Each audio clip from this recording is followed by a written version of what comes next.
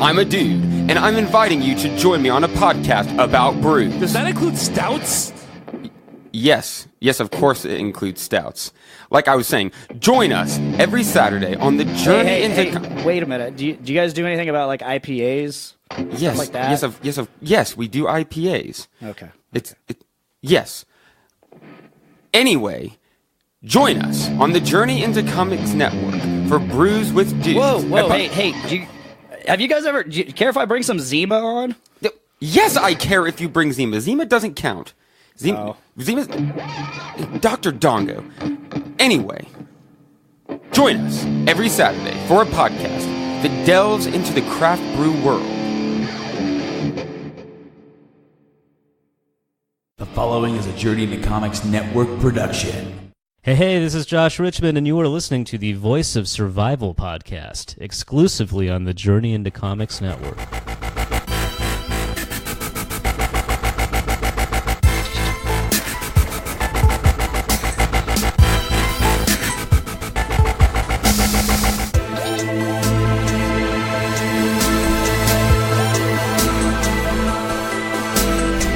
You're listening to the Voice of Survival podcast. Ladies and gentlemen, your host, Nate Phillips.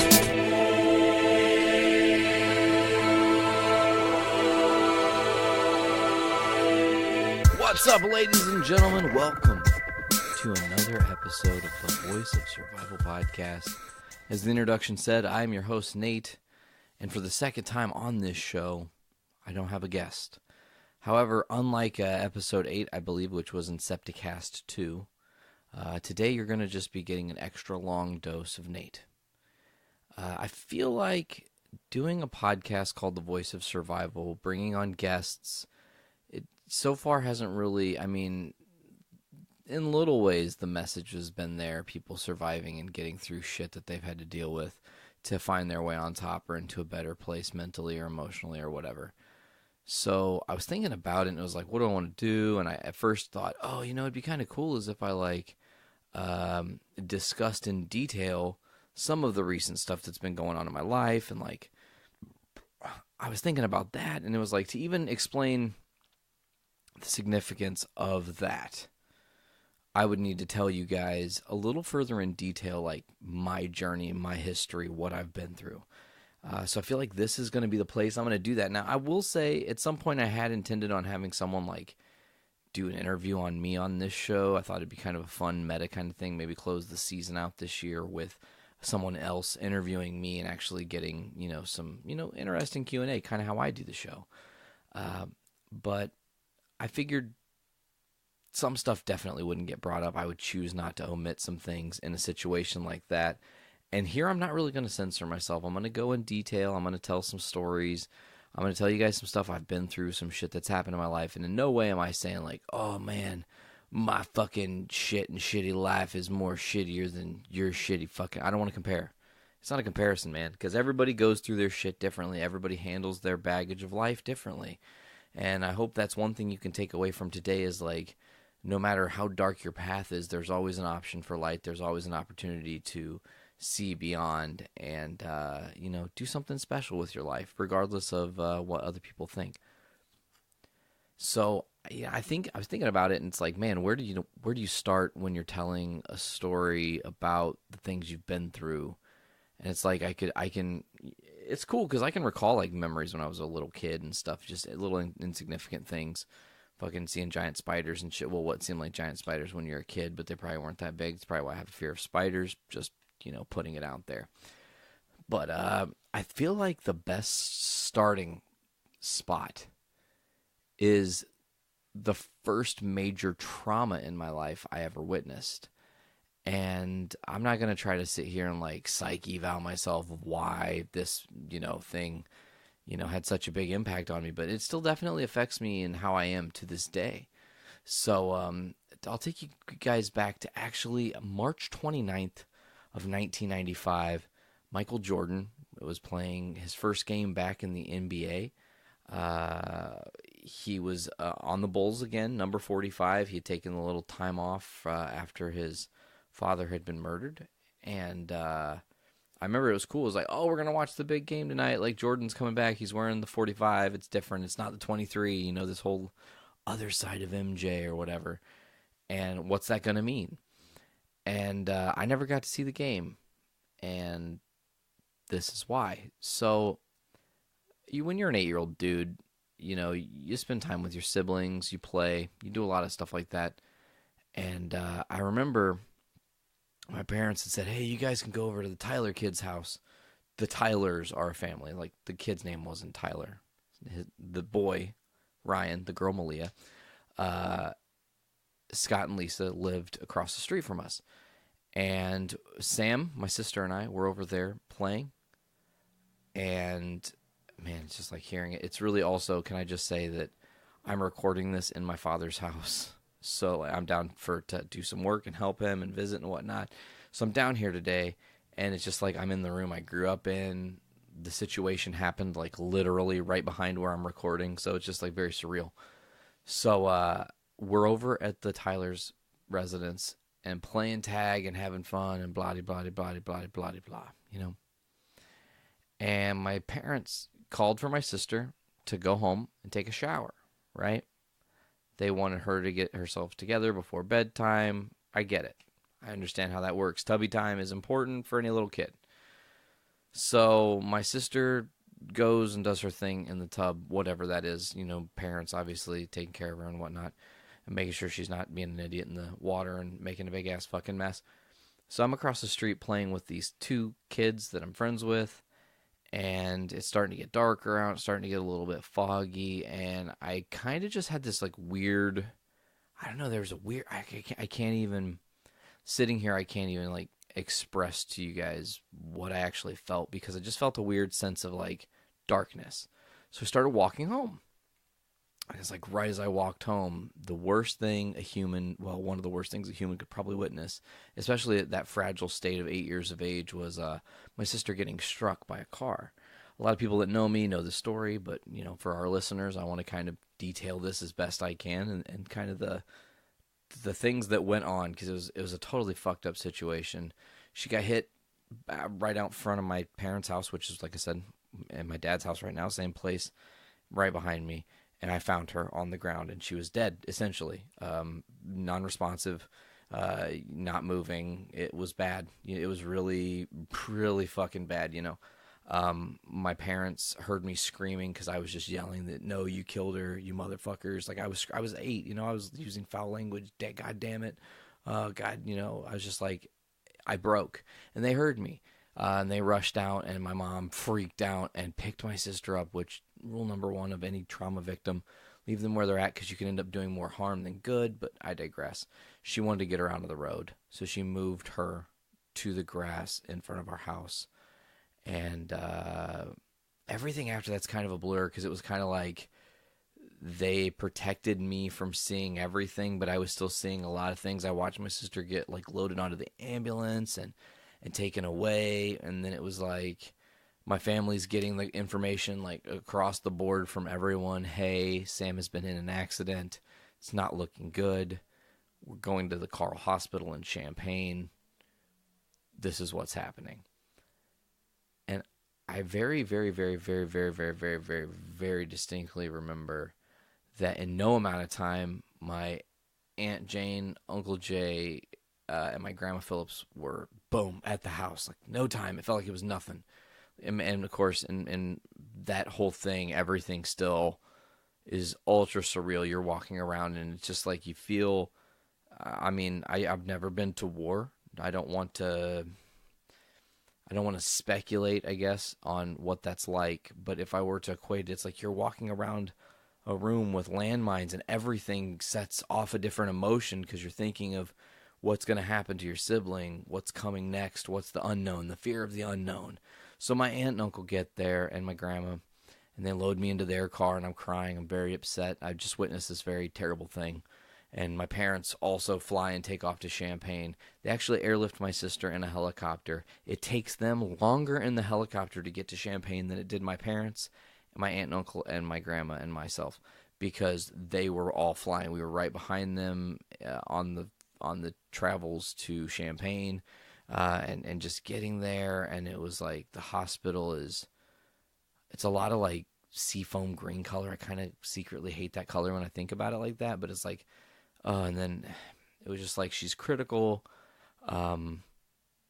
Both of her legs were shattered, being hit by a car at the age of 5. She's lucky she didn't get ran under. You know, she flipped over the car just by whatever fucking grace of luck. And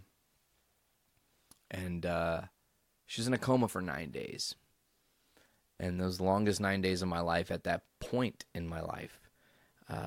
Because, you know, it was just, that was my ride or die kid, man. That was my best friend. And I just watched her get essentially fucking obliterated, and I had no idea. And will she walk again? Will she talk again? Will she be herself? Will she be in a coma for her whole life? We didn't know. Day 9, she comes out of the coma. I'm one of the first people she looks at. And gets a smile on her face. And, I mean, it broke me. It's still like, think about it it's hard, you know, because it's just like, it like brings back a lot of that shit. And I think that's kind of why I want to do this too. It's like, I've never really told like all the details of everything to everybody, because who the fuck wants to listen? Maybe you do. I don't know. But so to get back to it, Sam's in the coma for 9 days. She comes out of it, and she's looking at me, and it's like, you know, this could look up.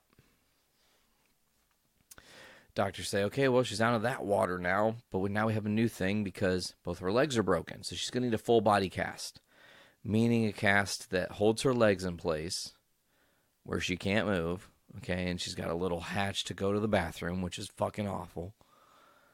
And she laid around all that summer in 95, just in the house. We got a new pool out of the deal.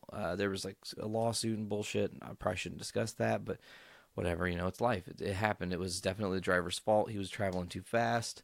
There was no stop sign at the time. Actually, after my sister got hit, the stop sign got installed, thanks to her, actually, because, well, anyways. So that's the first, like, man, you get hit with that. And there were some other things that happened before that. You know, my parents had almost divorced at that time, and then they got back together, and it was like this long, arduous journey where we all moved to Champaign. We were living there for a little bit. I went to a school where it was tough, man. I was actually in the minority at that school and was kind of getting the shit kicked out of me sometimes, and treated misfairly and whatnot. And I just trying to be a nice kid, but whatever. So I don't want to dwell on that shit, but so I'm 8. This situation happens, and we were still in school, so I had to go like back to school, and everybody was like, "Oh my gosh, we're so we're sending positive vibes to your sister, and here's all this cool little like knick-knacky shit and gifts and thinking of you guys." And it was like, wow, man, people care, and that's crazy, you know. Like my little sister means a lot to a lot of people, and still does, you know. So coming out of that year though is like from 2nd grade to 3rd grade, the transition. All I can think of is Sam in the cast and like going through all that shit, and then she finally gets it off, and then it's like the process of walking again. She had to have a wheelchair, you know, like it's like all this shit you don't even, it's like, it's fucking amazing how crazy shit can get and how out of hand stuff can get so fast. So moving into 3rd grade kind of starts to notice a tide change. And as a lot of parents will probably tell you, any parents who've suffered trauma with a child, sometimes it like fucking drives a wedge. It's terrible. It is really terrible, but it can drive a wedge between people. And my parents were already on the fritz. Things weren't perfect. There were lots of neither here nor there yet again. So I'm in 3rd grade, and not even a couple months into the school year, my parents are getting a divorce now. So it's like, boom, 8 years old. My fucking sister almost dies in front of my fucking face. Now there's this new thing. My parents are getting divorced. And I was panicked. I didn't know what to do. It was terrifying. Why are you breaking up my family? I thought we were, staying together. We almost broke up, and that was terrible. Why are we doing this now, And, at 8, I can definitely tell you, I feel like the older you are, if you're a parent and you have children, and the older you are, and, like, you guys get divorced once the kids are a little bit older, Like, okay, you have kids and the kids are 2 and 3. They're probably not going to really remember the divorce or like how mommy and daddy were towards the end or any of that stuff.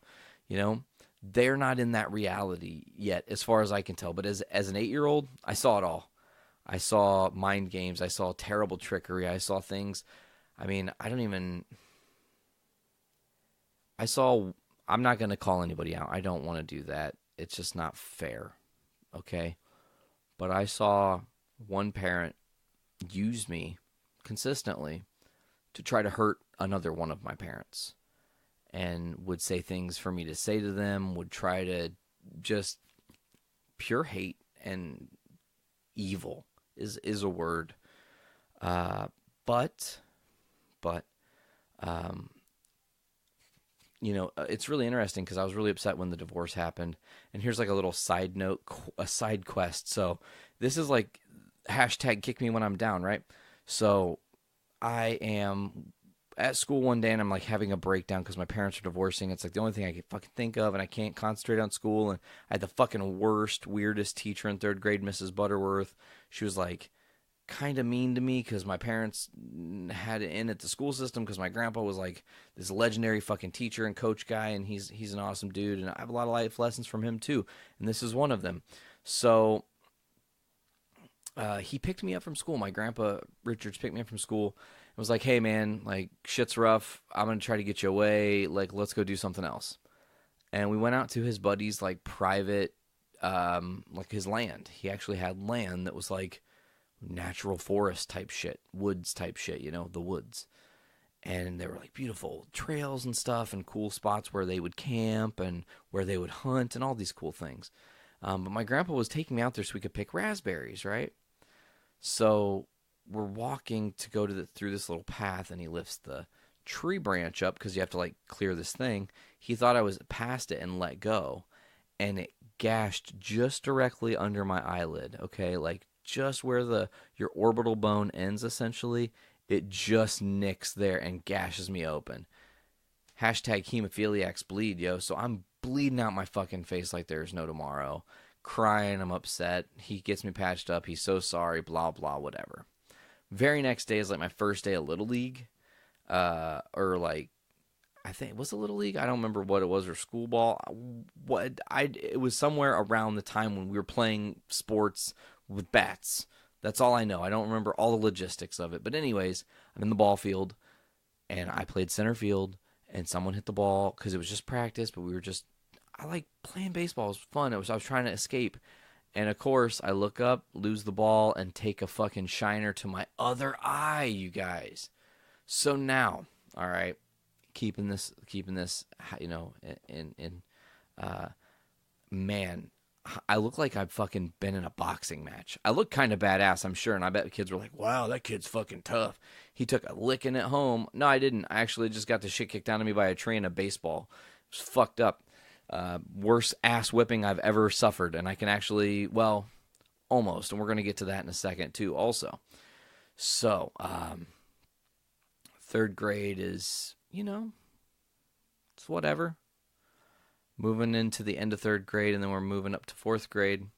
I've just started my journey into becoming a 9-year-old. And I don't remember exactly like the time frame of how this all happened, so a little fuzzy.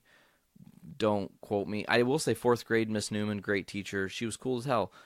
No complaints there. Love that lady. Even to this day, I think Mrs. Newman's one of the coolest people that ever walked the face of this earth, man. Really, she's a sweet lady.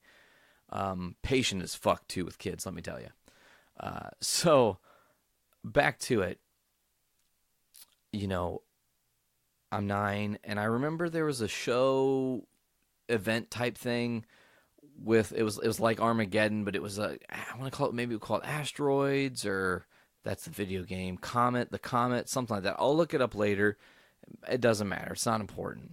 The important thing is that event symbolizes me remembering, well, the first time something that definitely changed who I am today, and most of you who are really familiar with me know that I suffer from these, and I've been dealing with this for many, many years, and this is, at least as far as I can tell, kind of the genesis of it all.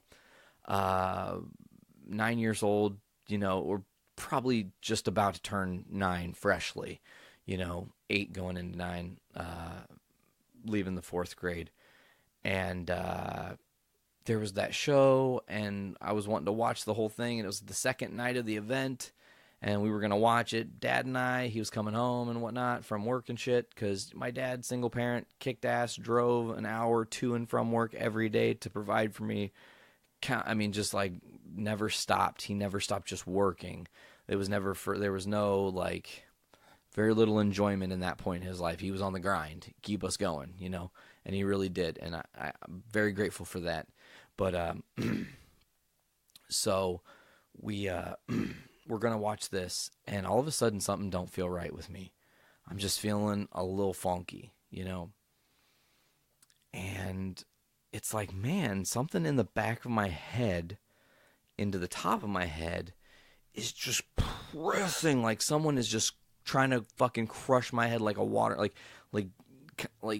imagine when Gallagher fucking smashes the watermelon and the shit goes everywhere. Like, that's how much pressure I felt was on my head, that I felt literally the top of my head was gonna fucking explode out of my fucking head. Like, my brains were just gonna come gushing out into fucking Lavaville of sadness and death, because that was coming. I was gonna die. I was certain of it. At 9 years old, I was so certain I was dying right there. My dad wasn't home yet. He had just got home when it really kicked in, and I was like, hey, I'm not feeling so good. Like, before I watch this show, can I go take a bath? Like, I want to try to feel better. He's like, okay, I'll check on you in a few. Well, about a half hour went by, and I never touched the water. I never did anything, because literally I walked upstairs. I walked all the way into the bathroom. I walked to where the shower was and collapsed. I don't remember falling, or if I fell, or how I fell, or whatever. If I just laid myself down knowing something wasn't right.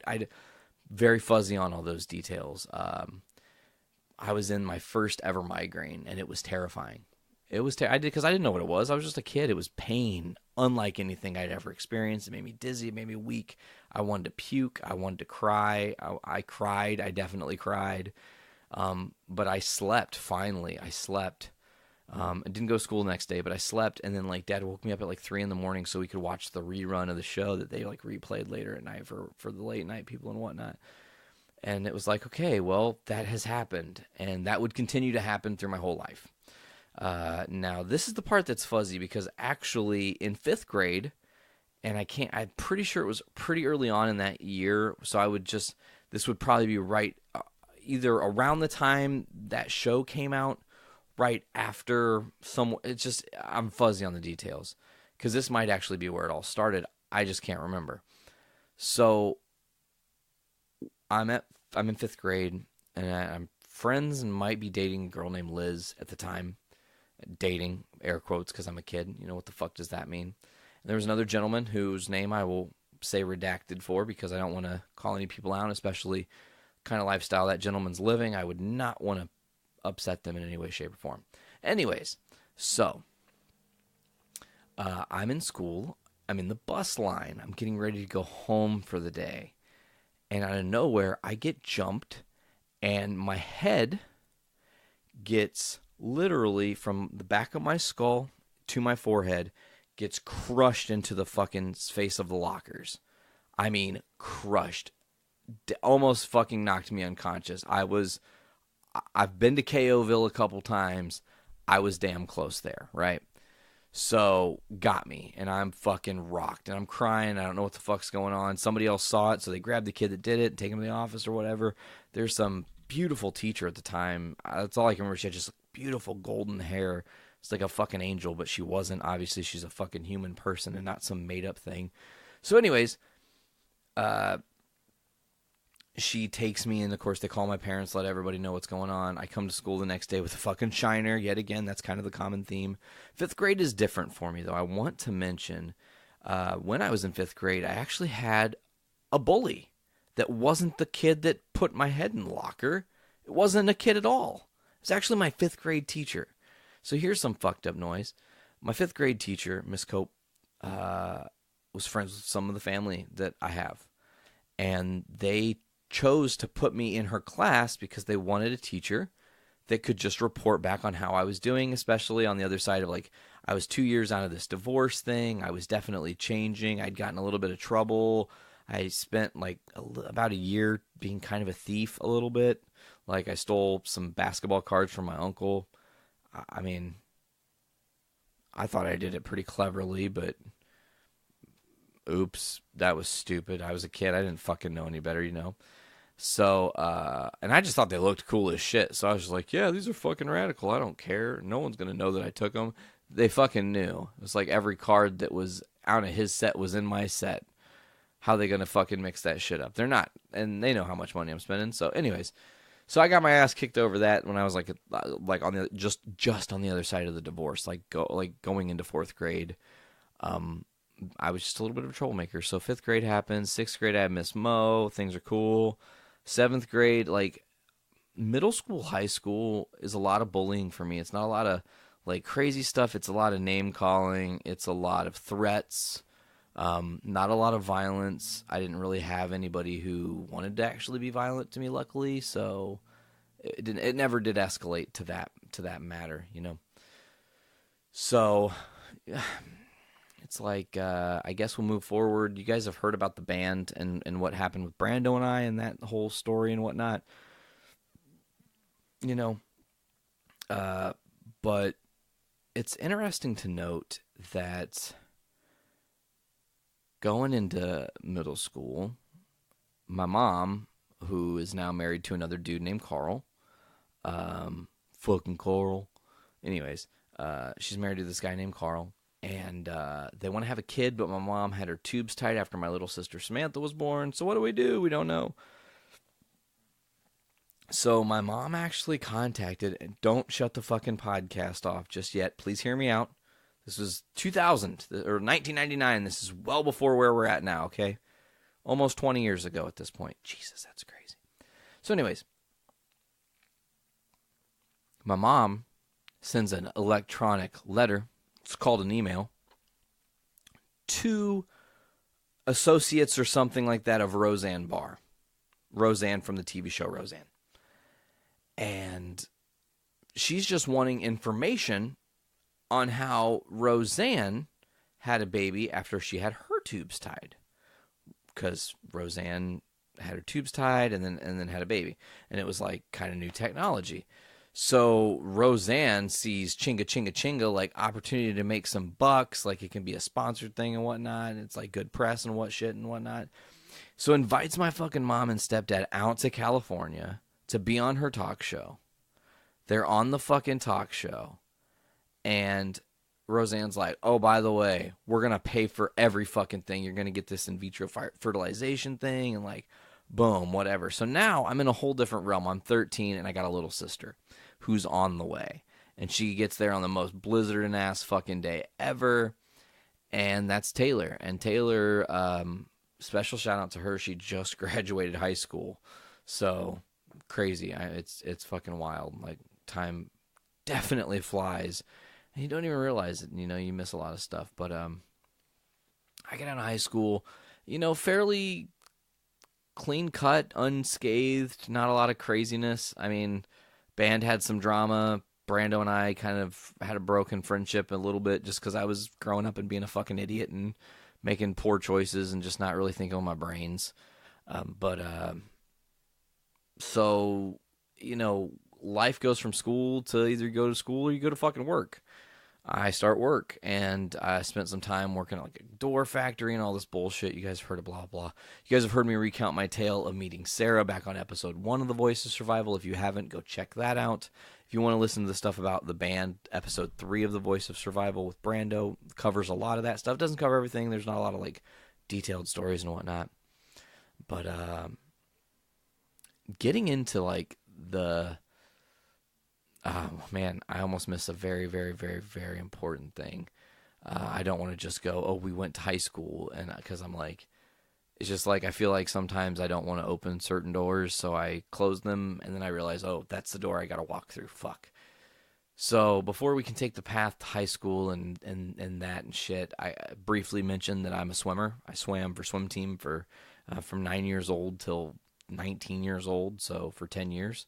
I loved it competitively. Swimming, competition swimming is one of my favorite things. Butterfly, backstroke, freestyle, and any relay I could get my hands on, I wanted to be a part of. I loved being in the water. And I'll never forget, man, it was like mid-June, June 15th probably, 76 of 2001, June 15th of 2001, which in February of that same year, my great-grandma, who was older, Grandma Kearney, passed away. And it was just like, she's an older lady. She'd been through a lot of shit. She went like triple bypass and like almost got out of the water. Everything was cool. And then shit went south. And that's just life. You're going to, that's just a really fucked up, unfortunate thing, man. This shit goes wrong. And you can't ever really control that, I guess. It's fucked up. So, to get back to it, I'm 13, and we're about to get into our first official meet of the season for swim team. My mom's the coach. I had just recently started listening to a little bit heavier music. I was listening to bands like Slipknot, System of a Down, had just kind of like come out and started like paving the way and stuff. And like I was listening to a little bit of Tenacious D at the time and Eminem and stuff, and which I'd been a fan of Eminem since like Slim Shady like LP way back when. Consequences and fucking what was that? I forget. I fucking am Space Cadet right now for some reason. The Slim Shady LP, it had, I don't remember what all the songs were. Bonnie and Clyde 97 and Consequences and Brain Damage and the not real Slim Shady. My Name Is. That's the song. My Name Is. So I remember I was listening to, I was getting ready to listen to on my little Walkman, the Eminem show, I do believe. It had like Square Dance and Soldier and The Real Slim Shady and shit like that. And my mom was acting a little funky. We get in the van to go to the fucking swim meet, and she just turns around, fucking stone cold. There was an accident last night. Your uncle was killed. What the fuck? What? Your dad's not going to be at the swim meet today. What the fuck? What? What's going on? What the fuck? What uncle? Who? What is going on? How did it happen? What happened? What? Wait, what?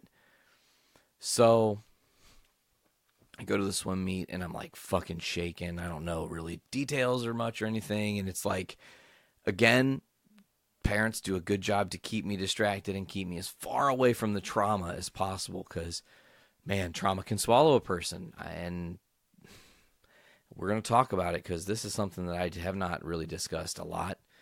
And I'm like, listen, there's some things that are going to be said here. I don't want anybody to be offended by how I'm going to say some things. And I'm also going to preface that with saying, I love every show that's on this network. Everybody does a great job. No one's in trouble. No one has done anything wrong. I wouldn't bring any of these shows on if I didn't believe in them, right? That you're like, what the fuck? This is a weird tangent. Why are you bringing up your shows? We'll get there. So, I'm 13. It's 2001. Sixers were playing the Lakers in the NBA Finals the night before. Lakers won the finals, like almost swept the Sixers. I wanted Iverson to win a ring. I was real upset. And the next day, that all broke out. And I kind of felt like it was my fault, and I didn't really know any idea or whatever. So when everything kind of finally fucking settles and comes crashing into reality, these are the facts. My uncle was on his way to work at 4 a.m. A 19-year-old drunk driver in a truck 2 times the size of the little car he would drive to work just to save on gas ran him over, full blown, just crushed him. Uncle was a huge dude, 6'3", okay? And they killed him, and didn't get a lot of jail time or anything like that. Real fucked up situation, fucked my whole family up. It's like, my Uncle Jay was one of my dad's best friends, and like, my aunt, love her. She's just, she was devastated by it. My cousin was just getting, like, had just graduated college, and the other one had just graduated high school, and it's like all this shit is coming, and it's like the storm. It was bad. It was awful. Soaking that in. And it was like July, okay, or June. It was June 16th. And from June 16th to September 10th, there's only ever one thing on my mind, and that was my uncle's death and like how it affected me, and trying to escape that and find other ways and other avenues to be creative and express myself in ways that were constructive and not, self-damning to myself. And so now I'm a freshman in high school. Here we are. Yay. Nate's the new kid on town. We had been doing marching band, and that was kind of cool. Oh, one thing to mention, the incident with my uncle happens, and shortly thereafter I had a trip planned with my grandpa, Richards, yet again. Same grandpa that got my eye earlier in the story. We're going to go up to the wilderness, up to the Canada border in Minnesota, and go on this like just fucking adventure. We're going to canoe on these lakes, and we're going to go and we're going to set up in these little fucking camping spots that are actually in the wilderness in the middle of fucking nowhere with cell phones weren't barely a thing at that point, hardly. So we were up there.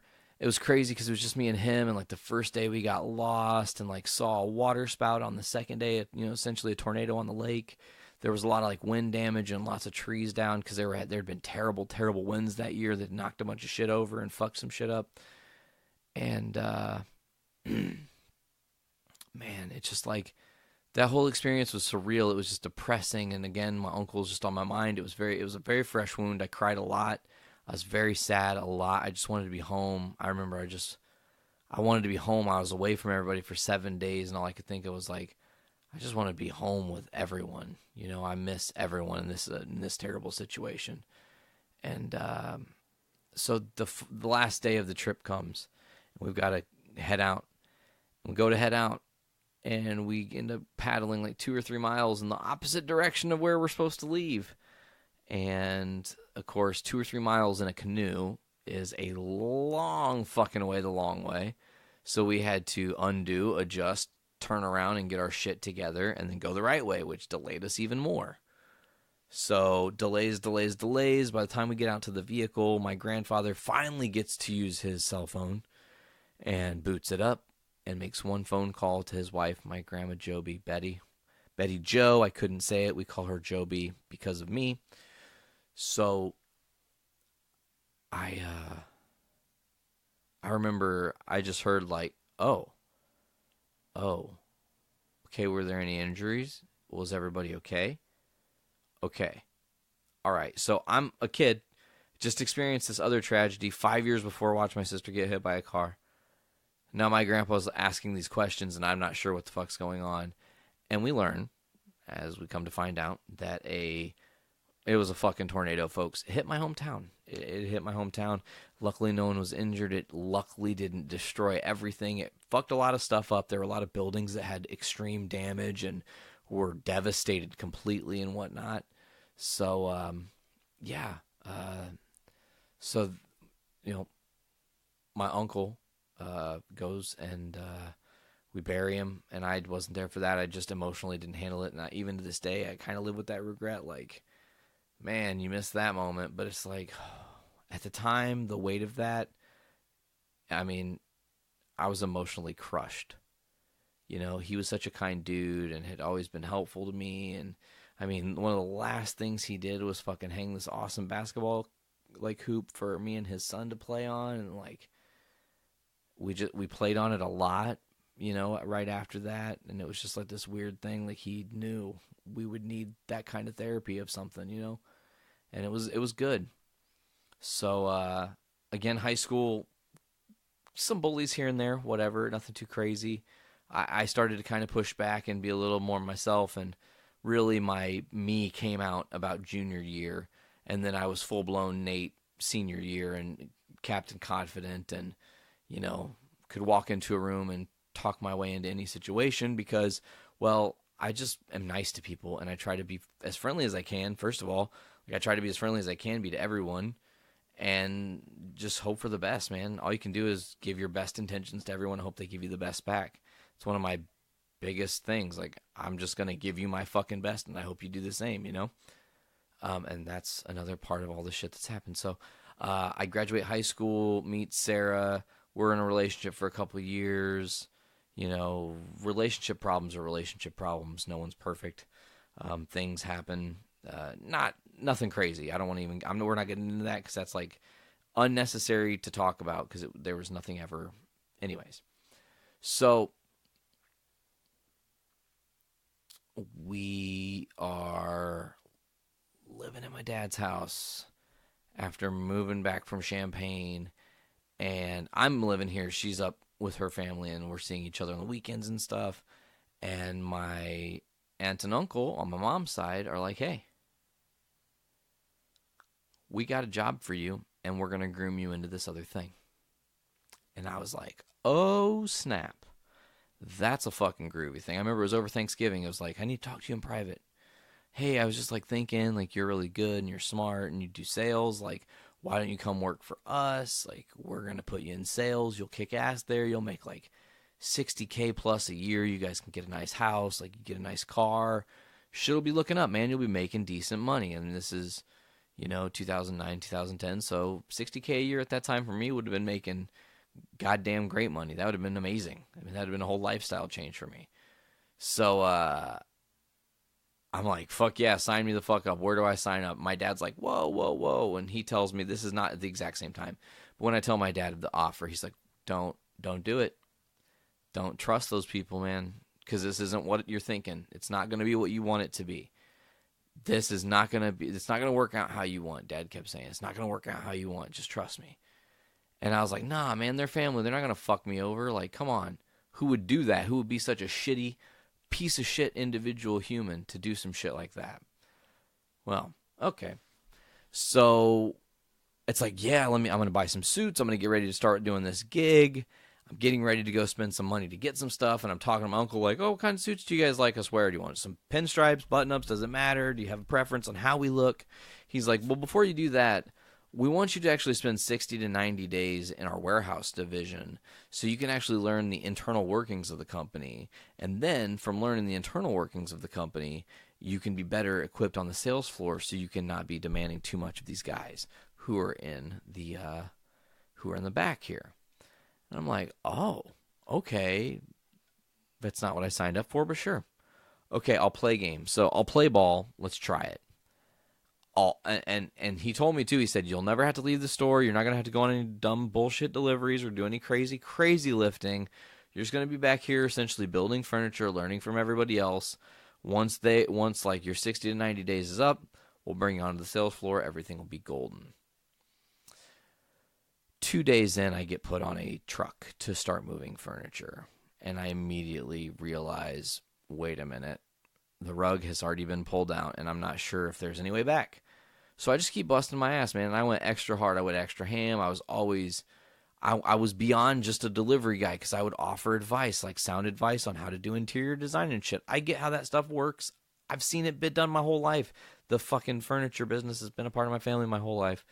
So, fucking, so I'm on this truck. And I will say the truck does one tiny small bit of good, because it introduces me to this guy named Nash. And Nash, if you're listening, buddy, I love you.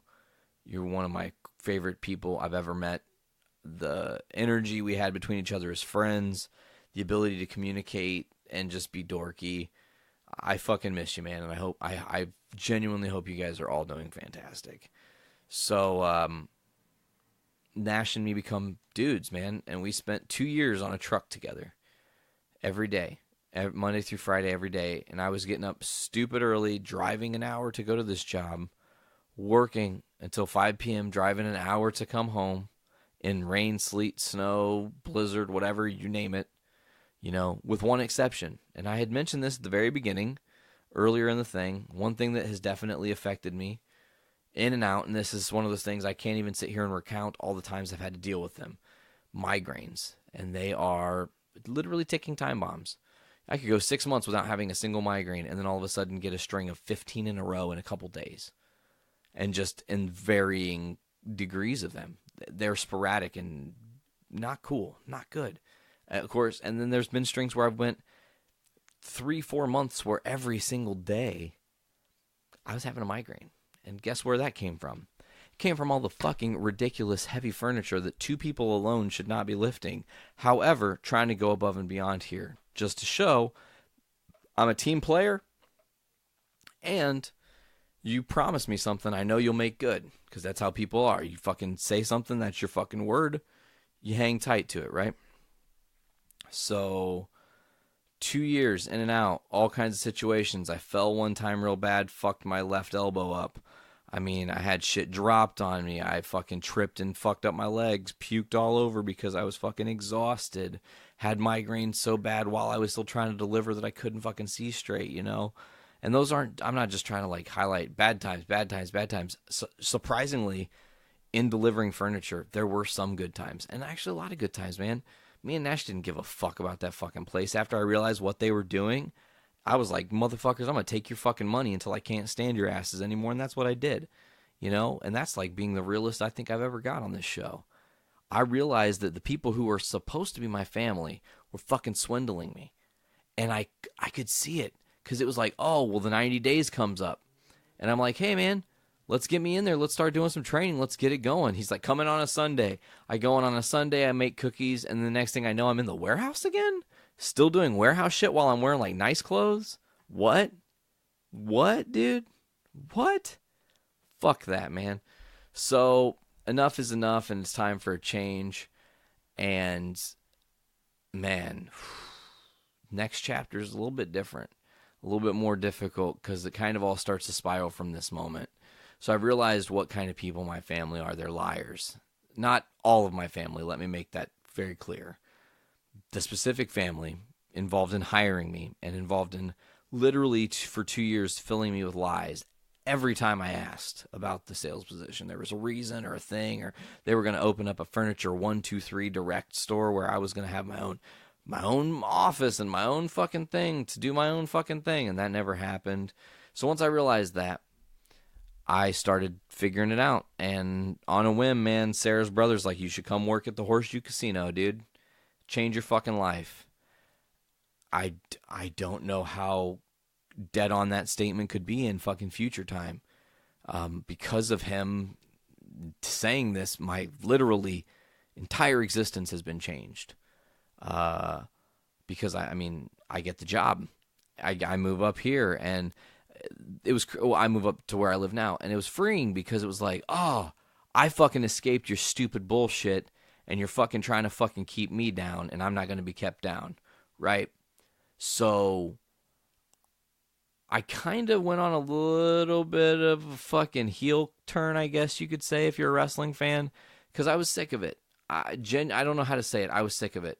They fucked me over for 2 years, and I wanted to say some things. I wanted the world to know the truth. So I put them on blast on social media. I know it's a terrible thing. Probably shouldn't fucking do it. Don't do it. If you can help it, don't do it. It just makes shit much worse. You know, I think you need to pick your shot and take it in public, man. Just wait and just call somebody's bullshit out in public. Don't use the social media, because then it's there and people get misconstrued, and then other people commenting on your drama, and it's foolish. You need to get into all that. So, you know, I'm starting my job at Horseshoe, and right out of the gate, it's a change, because I essentially cut ties with a lot of my mom's side of the family over this, because, well, and this is something maybe not all of them know, but a lot of them were complicit in lying to me about this.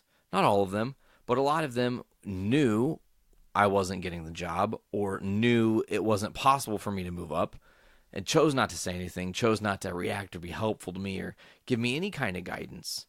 They essentially just said, go ahead and burn, boy, and enjoy it. And it was a learning experience. It was definitely a learning curve, and it was hard. Cutting off half your family is fucking hard. Don't do it. It sucks. It's not easy. It's not easy to, okay, I didn't cut them off like, oh, fuck them, I hope they'll die, or anything like that. It was like, that's toxic. What that was literally toxic, manipulative bullshit that was fucking used to control me for 2 years. And I had said, I'm done. I'm fucking over this. I can't anymore. So start working at Horseshoe, and it was probably the worst job to get right after going through this kind of like trauma of manipulation through your family. So the reason being is that, well, first and foremost, if you're going to get in the casino industry, start working fucking the worst shift on earth, thirds, because you're going to all the time. You're going to be living in the fucking twilight hour, and you're going to be asleep when it's daytime. And it's going to fuck you up, and it's going to fuck your mental up. Because your loved ones, you're hardly going to see them. When you do see them, you're going to be so exhausted, even though you're happy to see them, you're just not going to have enough energy or whatever. You're always rushing in the in-between moments. And then guess what? You start to go crazy because you're alone all the time. And the only people that you talk to, the only people you have, the only people that you're friends with are the people in the casino industry. The people that are also going through the exact same shit. The people who are literally living in an environment where they leave their jobs to go to other casinos to gamble. Or they leave their jobs to go to fucking Portside to get fucking wasted, to forget about how awful their job was. How terrible the environment there is.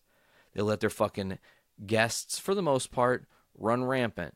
You know, they can get away with a lot of shit. They can blow smoke directly in an employee's face, and it's not a big deal. You know, they don't care. And that shit was fucking making me suicidal. It was triggering my migraines even worse. The smoke was so bad. I remember one night I was on the EO list, that's early out, and I had to drive home, and it was like a 30-minute drive from Horseshoe to the house, and I called Sarah because I was having a migraine, and I was like panic attack because of how bad the migraine was, and I just like couldn't push through the pain. I physically could not like get to a point where I was like, okay, I can tolerate it long enough to just get me home. So I'm on the phone just like in panic. What do I do? I'm freaking out. I don't want to die. I don't want to crash or whatever. I'm not sure what's coming. And, the crazy thing is, apparently I got home and collapsed on the kitchen floor and terrified Sarah, which I'm terribly sorry for. But again, migraine strikes again. This was another bad case of one. So Horseshoe's draining me. It is emotionally exhausting. It's physically taxing. The hours are brutal. The constant shifts in pay, because the way it works is everybody pools their tips together and then they divide that amount amongst the workers based on hours worked. So I'm pulling in crazy tips every night, killing it, not really making anything for it. Everyone else is just half-assing it, and they're reaping off of somebody else's benefits. And it's like, man, I'm over here fucking dying, man. Like, I'm going crazy. And let me tell you something, guys, and this is the truest truth. While, yeah, the casino industry can be a lot of fun, it can be a lot of excitement and happiness and ha-has, and it's all great and dandy, it comes with a lot of price. You watch people lose their money. You watch people stop caring about family or any responsibilities they have in favor of the gambling. You watch people dig holes they can't undig. I mean, you hear terrible horror stories that they cover up in the news because they don't want bad press about people jumping off of the top of the parking garage because they lost their life savings trying to gamble and it didn't work, you know? And it's a fucking dark environment. I mean, it's lonely and weird and surreal. Like, to even think about actually going back into a casino is just like bringing a floodgate of weird emotions to me, and thinking about how unhappy it made me for so long. And it made me unhappy in every facet of my life, which is the crazy thing. Like, I should have known right out the gate, like, shit's bad, Nate. Like, you're not happy in anything you do. You're not really enjoying anything you do. We went on fucking vacations to Vegas, and I didn't give a fuck. I mean, I got fucked up and whatnot, and fucking smoked a lot of weed, and fucking drank too many booze, and fucking forgot shit, and was an asshole, I'm sure. But I was not a happy person, and it was noticeable to everybody else but me, and I didn't know. And I finally started to kind of figure it out when I started podcasting. And you guys know that journey because Journey into Comics has been around since 2014. And that show was an outlet for me to speak my thoughts when I was coming out of the darkness, because that's the tail end of me working at the Horseshoe. It's me realizing that I need to do something that's not the Horseshoe. It's me realizing I have better things to do with my time and my life and my existence. And to dream big and to shoot for the moon, man, because if you don't fucking set your bar high, If you don't set the goal that I'm going to be the greatest in whatever category, don't expect to be good, because you're not going to drive yourself to be the greatest, you know? I had a lot of anxiety about podcasting by myself, you know? Oh, got to do 26 minutes at most, because I don't think I can talk for that long by myself without anybody else sharing their opinions or thoughts or whatever. And now here I am, like, single-handedly just nailing this podcast as best I can. Hopefully you guys are enjoying it, you know? And give me feedback. If it's fucking awful, I need to know, man. Like, why tell stories about yourself is fucking stupid. Fucking hated it. So we're going to kind of go forward a little bit in time here. While I'm working at the Horseshoe and I'm hating everything and hating life, and migraines are getting worse and my health is declining and everything's going downhill, my band Draxus that started in 2003 is starting to kind of dissipate into obscurity, and no one caring that we are obscure and whatnot. And all the while, I'm on again, off again, testing the waters with the family. And at the tail end of Horseshoe, I thought, okay, fuck it. I'll give them a shot. I will try to mend fences. And I did. I went to my little sister's ball game, and I was like fucking cool and shaking hands and seeing everybody and talking to my aunt who fucked me over like face to face like it was no big deal. And it wasn't a big deal. I was over everything, and it was cool for a brief minute. And then they fucked me over again, but in a totally different circumstance. And maybe this is me being a little bit childish that I took offense to this, but considering parts that I haven't let up on this podcast, this part really hurt. So from the time 2003 happened to my end run at Horseshoe, I was a musician. I was in that band, like I was saying. And we wanted to play one place more than any place else. In our hometown, there's a place called the Lorraine Theater. It's fucking huge, and we thought, we'll put on a badass show, we'll do something, whatever. Could never happen. It just wasn't ever in the cards for anything like that to happen. Well, they're going to do a Save the Lorraine thing. Save the Lorraine Foundation. Let's save this fucking place, because the owner sucked and fucking sucked it dry and made it shitty, and it wasn't good, and they're trying to restore it and make it great, you know, again. So they're going to throw a benefit show. And I went, oh, super easy. I emailed the dude, and I was like, hey, Draxus, put us on that card. My fucking family's a part of the fucking people that are literally the people that started the foundation for Save the Lorraine are literally my grandparents, okay? Put me on the fucking card, bro. It's cool. I'm sure they'll be cool, right? All the other bands that we played with, like way heavier bands, way shittier bands. I want to call a band out, but I'm not going to, because they don't even deserve their name to be spoken. They were so awful. But they were on that card, you know, and one band wasn't, and that was us. And I took great offense to that. And I just made a very genuine public Facebook post saying one thing, which is I can't believe that my family, who I thought like supported me, wouldn't go to bat for me and ensure that I was a part of something that would, I mean, it was special to me. That was a special thing. Like, I could help the Lorraine, something that I love and something that all my favorite movies, when I saw Twister when I was a fucking kid, I saw it in the Lorraine. When I saw fucking Apollo 13 in the fucking Lorraine, when I saw Jurassic Park and Independence Day and all kinds of Men in Black, all those movies I saw in the fucking Lorraine, man. Jurassic Park and Jurassic Park 2. Third Ninja Turtles was my first movie in that fucking theater, and I didn't get a chance to fucking help. And I literally said, look, I wouldn't give them money because they don't deserve it. They can't help me, and I'm their fucking blood. Why are they helping this Lorraine when they don't care? There's some ulterior motives, probably. I don't know. I didn't know. I was upset. I had every fucking right to be upset. Again, family not going to bat for you. Mind-boggling. But it doesn't just like, it's not like, okay, Nate, so you didn't get the show. Bitch about it a little more, man. Like, wah. Nah, I don't even care about that. This is where my grievance comes from. I make the post. I get a phone call a little bit later.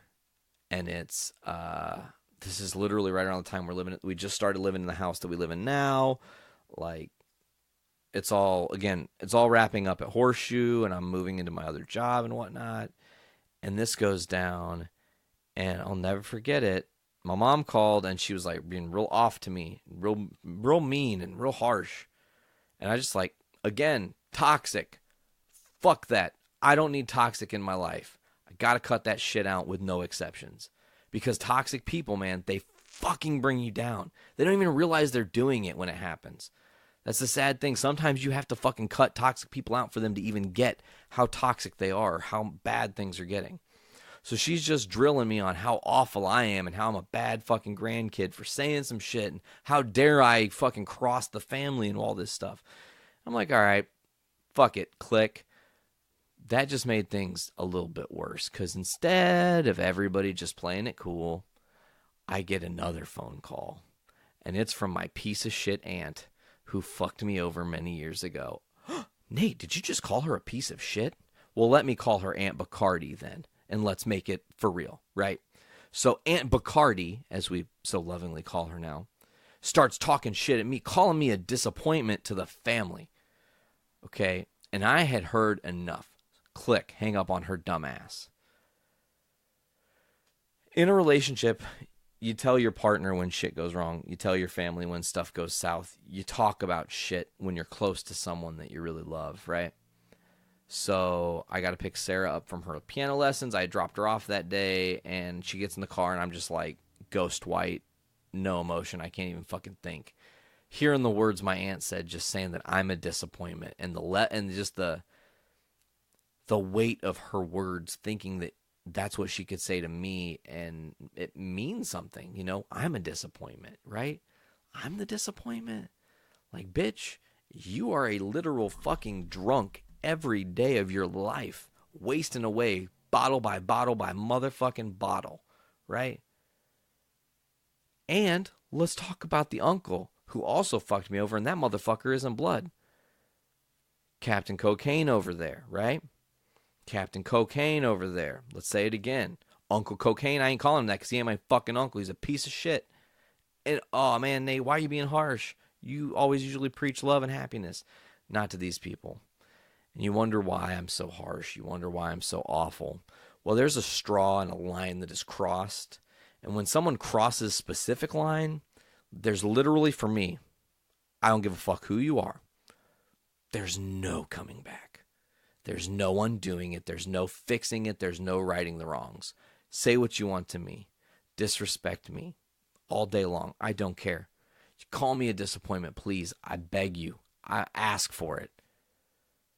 But do not ever, and I mean it, don't ever disrespect Sarah or Veronica for that matter. Because I will fucking go on a different world. And if you're not careful, so will they. So Sarah, okay, at the time, before we knew Veronica, sees me upset, sees what's going on. The phone rings and it's my aunt. Sarah answers. And just straight up asks, what the fuck is your problem? Why are you like this? Nate's been trying so hard to get in y'all's good graces, and you're being a motherfucking bitch. She didn't call her a bitch at first. Let's be mindful. But my aunt, before anything else is said, just goes, fuck you. Fuck you, Sarah. Fuck you. All bitchy and hangs up. So Sarah's like, oh, fuck no. You don't fucking hang up on me. I'll call you back. Sarah calls him back. And yeah, I'm airing a little bit of dirty laundry, folks. That's how it works. It's real. I want you guys to know me a little bit more. Understand the survival in me and the fight that I've gone through. And it's, again, I don't want to compare. That's not about it. So, wow, I didn't even wrap up that loose. Oh, I didn't wrap up that loose end, but I'll get to it. You guys way back were like, why did you bring up your shows and saying you love them all? Well, Brews with Dudes, I mean, it's a show about beer, craft beer. They're not underage dudes, but for a long time I had a stigma with alcohol considering it killed my uncle by way of a drunk driver. So there's that. Let's jump back to where we're at. Aunt Bacardi answers the phone, but this time, doesn't give it to her husband, gives it to that crack-ass redhead in my family, whose name, again, I ain't even going to speak. Doesn't even need to be spoken. Crazy Red, we're going to call him, right? Crazy Red gets on the phone, and then he tells Sarah to fuck off and fuck you, bitch. And then the bombshell of bombshells saying to Sarah, who, if you guys know her, she's literally the most empathetic person you'll ever meet. She takes everything people says to heart very seriously and sometimes more personal than she means to because of how much heart she has, right? My uncle goes, you want my grandpa to die. You want him dead. Because my great-grandpa Kearney my grandma Kearney from 2001's husband, was passing away. He was in rough shape. And there was an explosion. They were yelling at each other, and I was over it. And I said, okay, we tried to be nice. Fool me once, shame on you. Fool me twice, shame on you. Ain't gonna fool me again, as old W said. So I ate it. I took one on the chin that day. Getting called a disappointment, all this shit, right? Hurtful shit. Trying to fucking hurt me. Just trying to be awful. Terrible people. That was 2014, I do believe. I'm pretty sure, yeah. Would have been like the summer of 2014. So, we're there. And we're to the point where time has moved on. You guys know a lot of the story now because you've been listening to the different podcasts. You've heard my journey between here and there. I mean, more recently, I've had some pretty terrible bouts with migraines and stuff. But coming into 2016, I do believe. Yeah, 2016. Dad sits me down for a chat. And he's scared because he doesn't know what is actually going to happen long term. No one does. But the doctors have told him he has spinal stenosis and spinal degradation. It's possible he will be paralyzed within a year. Could be at that point. No idea what actually will happen, but they're like worst case scenario that could happen. And it's a heavy fucking blow, and you're just like, what the fuck? Like I feel like you get fucking punched in the mouth, and you're just like, you can't even recover, So it's like now the realization sets in that my parents are getting older and whatnot. And just as soon as this news comes out that my dad's all fucking sick and things are bad, not even a month later, he calls me crying. We're going to lose the house. What? What the fuck? Wait, whoa. Haru, slow down. How do you just go from everything's cool to fucking going to lose the house? You pay your bills. So now it's just like, how can that even happen? Like, how can we lose the house? I don't get it. I don't understand. And he goes, well, the insurance company contacted me. They said the condition of the outside of our home is not acceptable. And then if major changes aren't done, they're going to drop insurance. And if you lose insurance on your house, you're going to lose the house. It's just, that's the way the game fucking is played, right? So, I'm like, no, that's not going to happen. We can do this. Let's do it. Let's just fucking do it, man. Like, you and me. Let's tag team this motherfucker. We'll do the house ourselves. And we did. It took us damn near a year and a half. We worked tirelessly, long, ridiculous hours, sweating and crying and fucking hurting and bleeding and fucking almost got my dick ripped off by a fucking sander. There's these fucking things, paint eaters are what they're called, but they're like high intensity, really, really coarse, like sandpaper that's for removing paint. And this thing dropped out of my hand into my fucking lap and missed my dick, but took my shorts and fucking caught them and tightened them as tight as they could, And I like freaked out and like panicked and whatnot. Everything was fine.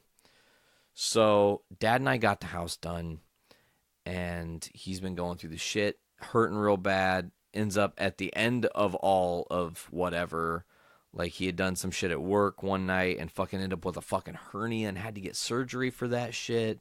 And like still finding out that all this shit going on with his back is just not necessarily getting better. And it's like, it's terrifying. It really is. It's a reality check that we're not going to live forever and we're not immortal and that nothing is guaranteed. And that's fucked up.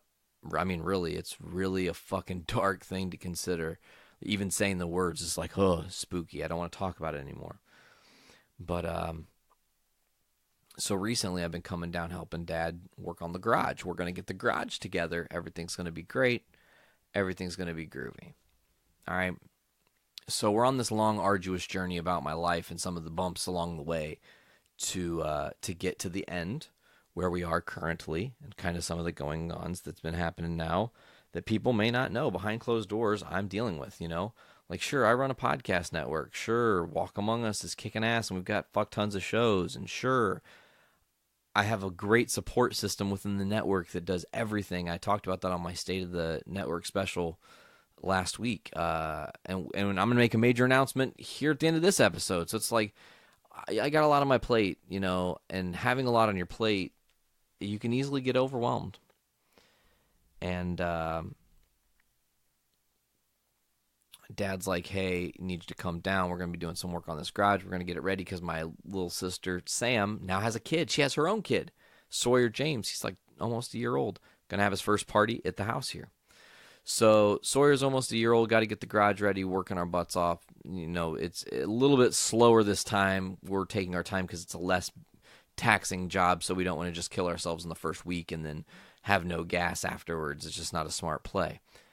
So all these things swirling, all these things going on. And I get here last week. It was like the double whammy day of what the fuck, right?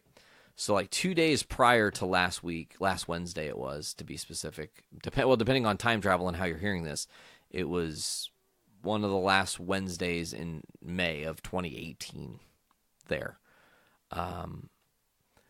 My sister texts me and she's like, hey, I'm going to dinner at Mom's house on Wednesday. It'd be cool if you would come over and like maybe you guys can mend some fences. Taylor's graduation is coming up. That would be a nice thing. Like, I know Taylor and you aren't on the same page right now because she's upset that you haven't been around and whatnot. Which, yeah, Taylor, unfortunately, like, one mistake in all of this is that Taylor paid for everybody else's sins. Because my little sister needed me around, and I wasn't really around. And it's hard, but you can't undo it. You just got to fucking move forward and, like, go, okay, well, now I can help you in this phase of your life. I wasn't there when you were a little kid. I wasn't there to influence your opinions and thoughts in that regard. I am here now as a little bit of a guidance. Now that you're older, I've seen some shit from in my 20s. I lived a whole bunch of crazy shit that you guys have heard about. So, she's like, look, you should really consider it. And I was like, all right, I will consider it. I don't know if I'm going to, but I'm going to consider it and think on it. And my sister, love her to death. She's very gentle and is like, hey, just take your time. If you don't feel right, I'm not going to pressure you. If it feels cool and you're ready to like try to go say hey to Mom, maybe patch the fence, we can do it. And I was like 90% going. Right, I'm like 90% gonna go, and that day that the dinner's supposed to happen, I'm coming to Hoopeston. I have to drive to come here. And I get here, and as soon as I walk in the door, man, the energy is shifted in the house, and Dad is just looking blue, looking bleak. And my uncle Ron, his brother, has been in the hospital in and out. And interesting to note, they had some turbulence. 13 years apart, didn't always see eye to eye. Dad kind of felt abandoned by his brother in a little bit of ways, even though it's hard. It really is difficult when you're in your 20s starting your life and you have a younger kid sibling at home. It's easy to fuck it up. I mean, that's just the facts, So I go and I'm like, Dad, what's the matter, man? Like, what's going on? And he's like, it's your uncle. He's in the hospital. His pancreas has been bad for a while. Like, he's been having some shit go wrong with that. And they were going to, like, fix him up.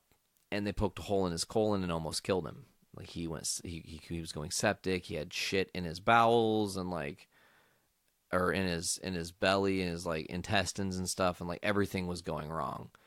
And we almost lost him. My aunt had to refuse 2 DNRs, do not resuscitate, to keep him alive because it would have just been the end. He would have just died, and it would have been their fault, and it would have been awful. But he's fighting. He's fighting real hard. So that day I find out that my uncle's doing bad, and I watch my dad go through all kinds of emotions of sadness to anger to, everything. He's feeling it all, guilt and whatnot, and trying to explain to him, like, look, I'm a big proponent of this. Try not to feel guilty in your life, man, especially with, like, burdens you can't bear. You don't have to bear everybody's burdens all the time, Like, don't feel guilty about the regret of the time you didn't spend with the person that you loved. Like, the time you got with them was the time you were meant to get with them, and just love that you got any time. Because we aren't even guaranteed that much. Time is this, like, fake thing that we're not guaranteed, and we don't know what comes after this. I sure as hell don't.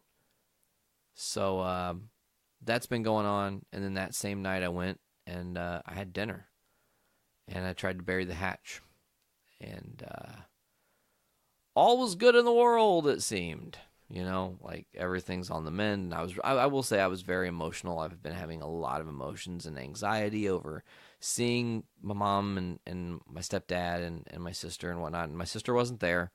Taylor was actually at her senior trip, so she wasn't there. Sunday of that following week was her graduation. And of all the fucking stupid shit the universe throws at me, it threw the worst migraine in my life at me.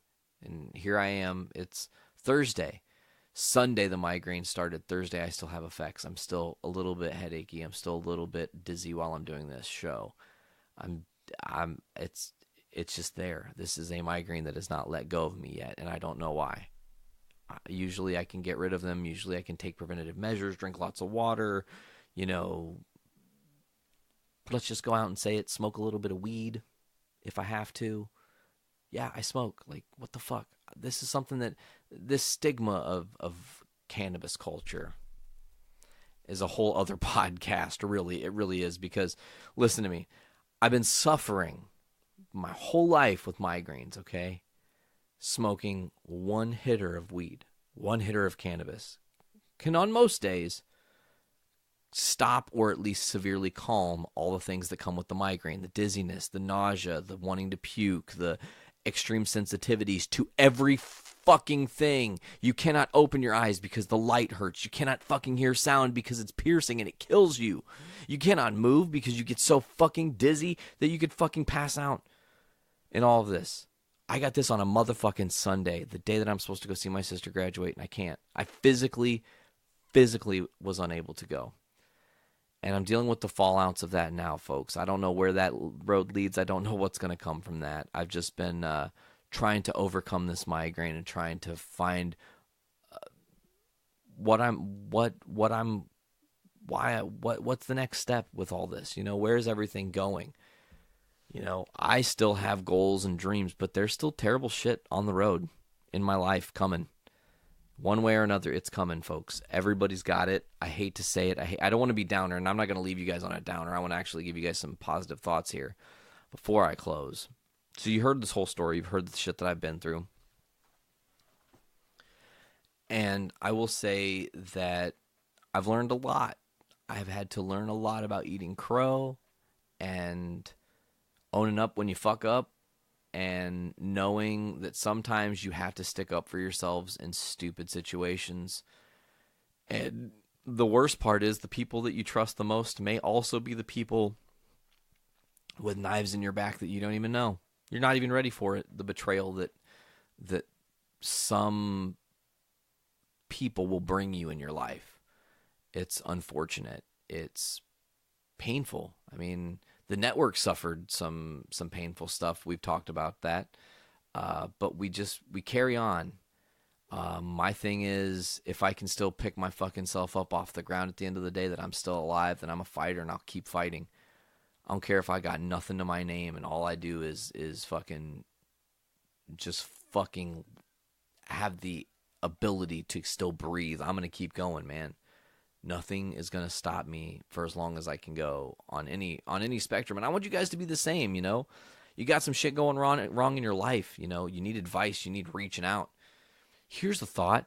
We'll just try this. Let's just do it. I don't care if you're on the network. I don't care if you're not on the network.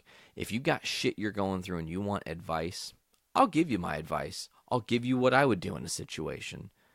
My decisions have not always been perfect. I can tell you that right now. I have not made great decisions consistently. Sometimes, hey, that decision was fucking awesome. That was a great decision. But other times, hey, probably should think about how that went down. You probably could have done that different, better, changed it, whatever. It happens, you know. But at the end of the day, just love, man. Everybody love the people you're with, the people you get to spend your time with. Don't try to harbor negative energy. Don't try to harbor dark feelings. Don't hold on to grudges, you know. Because all that shit is, I mean, very Bruce Banner. You know, doesn't matter who you call, Tony. Thanos is coming.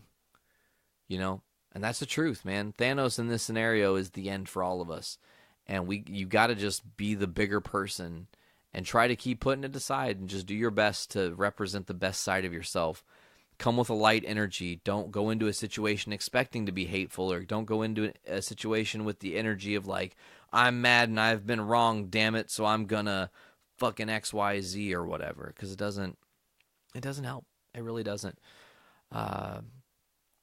You know, the thing I try to do now before I respond to a situation is put myself in people's shoes.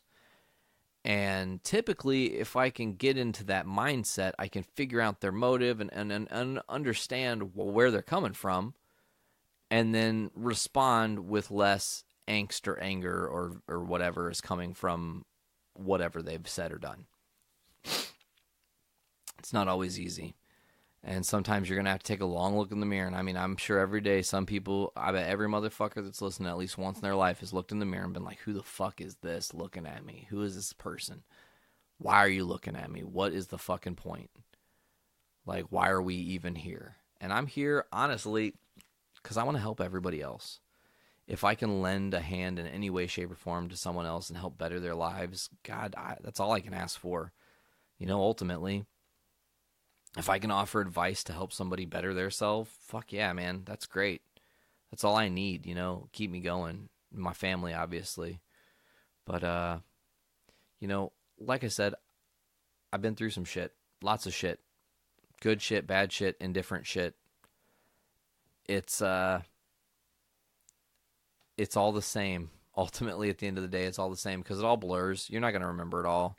At some point, you're going to forget why you're pissed off. Some point, you're going to forget why you're that angry or what you're even really angry about. And that shit's tiring, man. Carrying that stuff is so exhausting. I felt like this was a good reason to get some of this out because I haven't told everybody everything. I mean, a very, very, very, very, very finite, small amount of 2 people know in detail everything. And there's still stuff that... There's been some stuff that's happened to me that I don't think I could talk about on a podcast. Honestly, I don't think I could emotionally navigate myself through those waters without getting really upset and really feeling it in a way I don't want to feel it. But ultimately, this is the Voice of Survival podcast, and I want you guys to know that you're doing it, man. You're getting through your day. You're getting through your bullshit. You're fighting. You're doing your fucking goddamn best. And, man, that's all we can do as people. Like, it's just do your very absolute best day in and day out, folks. I want to say thank you guys so much for checking this episode out. We've been going like an hour and 20 minutes. People are checking it out, loving this episode. I'm really appreciative of that. For whoever you are. As I said, though, seriously, you can reach me on all the different social medias, whether it's the Voice of Survival podcast on Facebook or Voice of Survival on Twitter or the Voice of Survival on Instagram or Facebook.com/the Voice of Survival. That's my personal page. If you need advice, if you need help, if you don't mind me telling your story in some shape or form or your situation in some shape or form on air on my show, send it to me. I will give you my thoughts, my opinions on what you need to do, what's going on. I don't know much, but I know what I know, and I can help where I can, guys. So you know where to check me out on the social media sites. As always, check out The Voice of Survival every other Friday right here on the Journey into Comics Network at journeyintocomics.com. Of course, iTunes, Podbean, Stitcher Radio, Google Play Music, Spotify. Just search Journey into Comics Network. You'll get the whole network. And bada bing, bada boom next Friday. Let's talk about it. We're an hour and 21 minutes in, hour and 23 minutes in probably by the time the intro gets added to the show. Next Friday, we have another new show debuting this past week on Wednesday. Adulting Ain't Easy dropped.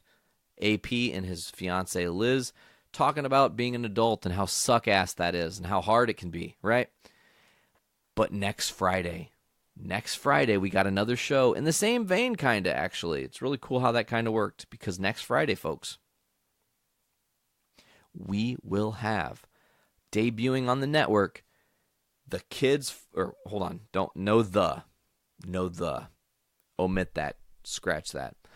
Next Friday, you guys will be getting, for the first episode, for the first time, episode 1 of Kids for Sale, a parenting podcast by Chris Plant and Ashley Plant.